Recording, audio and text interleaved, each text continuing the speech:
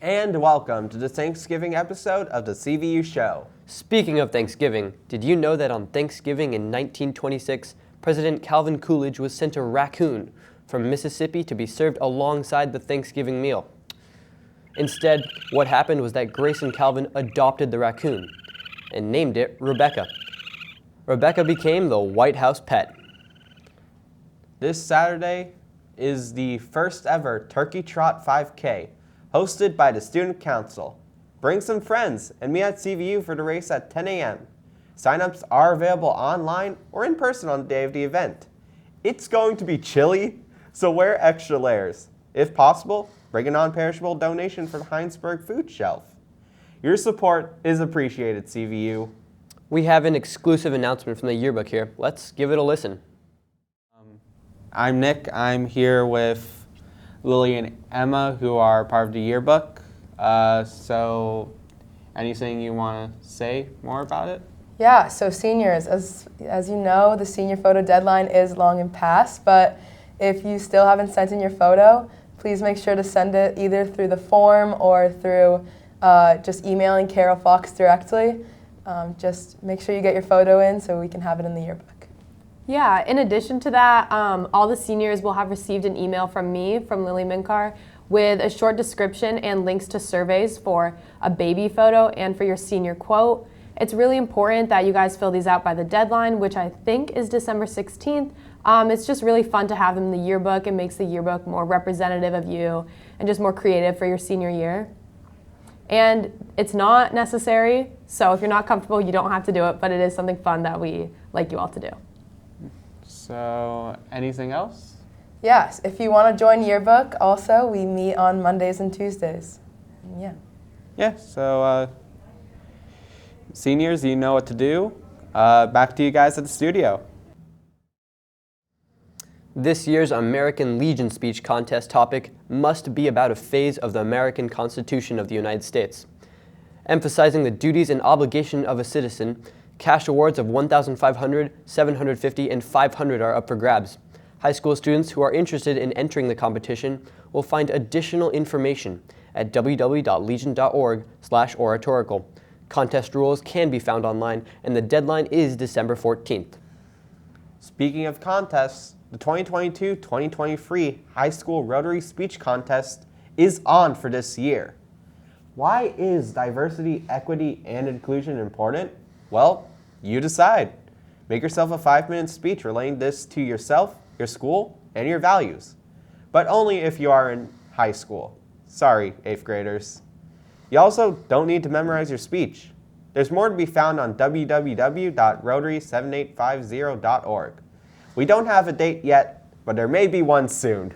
This week, we interviewed Carol Fox about the CVU Access Craft Fair. Everyone, I'm here with Carol Fox. This is the CVU's Handcrafters Fair organizer. And so what is the Handcrafters Fair for CVU? Well, a little bit of history about the Handcrafters Fair. It was started by Eddie Krasnow, who started the Access program, which is our adult and student learning after school. And he started a craft fair to raise money to help support that program. So that was 20 years ago, I believe it is, that the Access classes started. In October, we just celebrated our 17th annual October Craft Fair, so for 17 years. Nice. And this November, we'll be having our 6th annual November. So he always ran the October show and then started adding another show. So what that does is bring in more profits for us to put back into the program. Right. And so what is usually at these craft fairs or these handcrafts fairs? Yeah, so just like the title says, it's a handcrafters fair. So you have to hand make your item to be in our show. So you can't sell products that you buy and then, bring in and present. So beautiful handcrafted items, pottery, handmade soaps, pickles, jewelry, knit, you name it. If you can make it with your hands, metal, all kinds of products. Nice. And how many people usually show up to this? Well, we counted this October and there were just over 3,000 customers. That's amazing. Amazing, I know. It's such a fun day.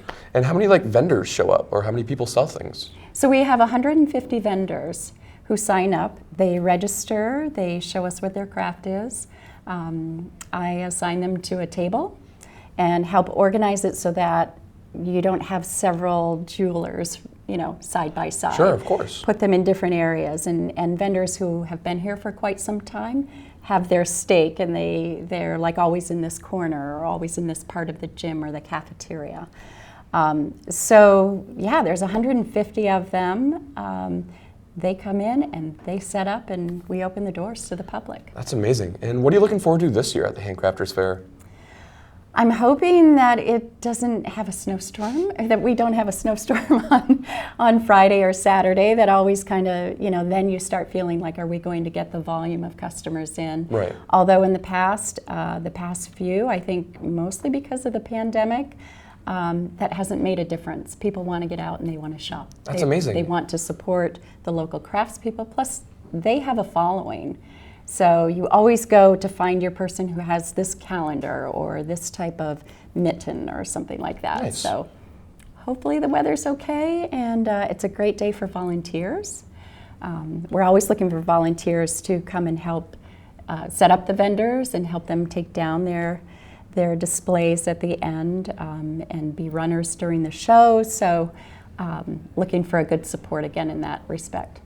Nice. And then what can you tell us about the details of this event? So the details. So we set up on Friday night for vendors, and Saturday morning, vendors who come from farther away usually set up very early, like 6:30 a.m. But at 9 o'clock, the doors open to the public, and we're open until 4. Alrighty, thank you so much. That's all we have in here. Back to you guys at the desk. We would like to remind you that the International Aid Club is currently holding a winter gear drive. If you have any used gear for child or adult sizes that you no longer need, turn it in at any of the collection bins in any of the house offices. All gear collected will be given to new Americans, so your donations are appreciated. Now, let's hand it over to Matthew for sports.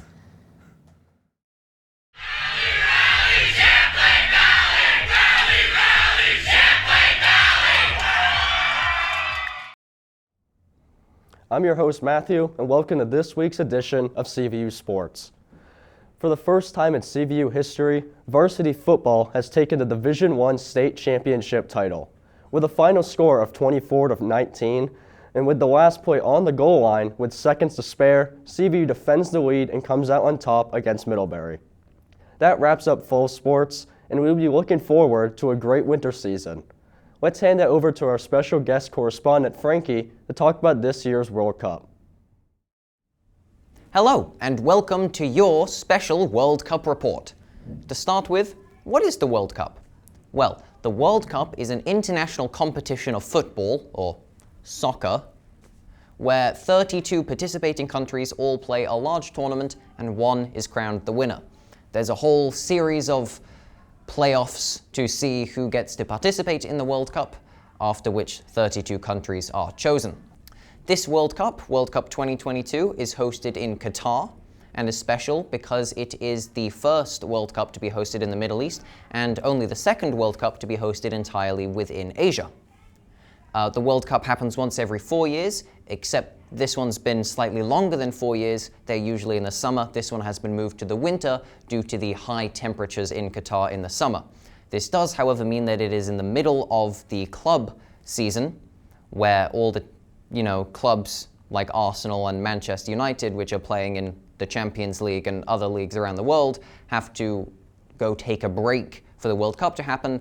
Then all the players go back and it starts up again, which has caused general grumblings throughout the community. The Qatar World Cup has been controversial for other reasons, though, including human rights issues within the country, including issues about gender equality and LGBTQ+ rights. This World Cup, however, is certainly going to be a special one.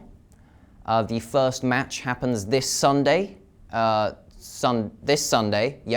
between Qatar and Ecuador, and on the following Monday is a game between England and Iran and the United States and Wales, all of which are in the same group, Group B, which is a big improvement for America considering they weren't even in the last World Cup. The winners of the last World Cup were France, who beat Croatia in the finals, Croatia having beaten England in the semi-finals. However, England came in second place in the Euro Cup, and so our statistical analysis reports that England will win this World Cup and every subsequent World Cup after this one. I believe that's all there is to say about the World Cup, so be ready to watch. Go England, 3 Lions, football's coming home, and back to you in the studio. Thank you, Frankie, and back to you guys at the desk. Thanks, Matthew. This week, we interviewed students on what their favorite thing about Thanksgiving is. Here are your responses. My name's Tristan. My favorite thing about Thanksgiving is probably just, hanging out with family and eating some nice dinner. Probably the food. I really, really like food, and Thanksgiving just has so many of my favorites. Oh, stuffing. I don't know what's going to be my first Thanksgiving. My favorite thing about Thanksgiving is all the food and all the people, and just the relaxing day that Thanksgiving can bring when you've got family around and just tons of food that make you all sleepy.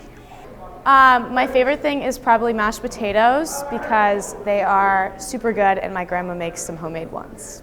My favorite thing about Thanksgiving is definitely being thankful for everyone around me, seeing my family, that's a big thing, and definitely mucking that Thanksgiving dinner. So good, turkey, oh my God, delicious. Favorite thing about Thanksgiving is getting to see my grandparents because they're getting older and getting to eat all the good food and just spend the day with my family. I would probably say meeting new relatives and meeting new people that you haven't met from probably you don't remember them from a while, so meeting new people or new family members that we haven't met before and enjoying the food. My favorite thing about Thanksgiving is the food and being able to hang out with my family. Being with my family because I don't get to see them often enough. Honestly, my favorite thing about Thanksgiving is probably going to see friends and family. What about you, Nick? Well, I like the turkey, especially when you combine it with the rolls to make sort of like a faux turkey sandwich. It's pretty tasty. Sounds delicious. Remember, next week is break, so enjoy some much-needed time off. My name is Nick. And my name is Henry. And that's all the news we have. We'll see you after break.